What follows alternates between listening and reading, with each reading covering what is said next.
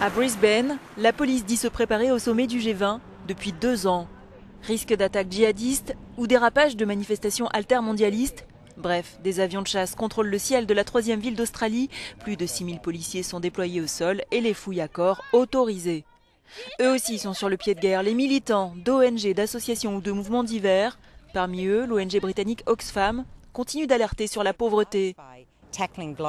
Le G20 peut sauver des vies en luttant contre la réforme fiscale globale, en abordant le flux de capitaux vers les paradis fiscaux.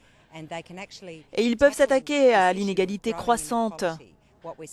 Dans de nombreux pays à travers le monde, la richesse est accaparée par un petit nombre de personnes et les riches tirent beaucoup plus de bénéfices de la croissance que les pauvres. Enjeux financiers, mais aussi climatiques.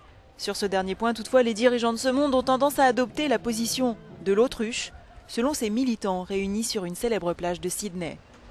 Le G20 commence ce week-end et nous avons souhaité envoyer à nos gouvernements un message à la fois humoristique et fort sur ce que nous pensons de leur politique à l'heure actuelle. Le monde évolue autour de nous, mais nos têtes restent enfouies dans le sable. Le chef du gouvernement australien, Tony Abbott, a récemment aboli une taxe carbone frappant les entreprises les plus polluantes. Les militants écologistes lui reprochent aussi d'avoir évincé les questions climatiques du G20.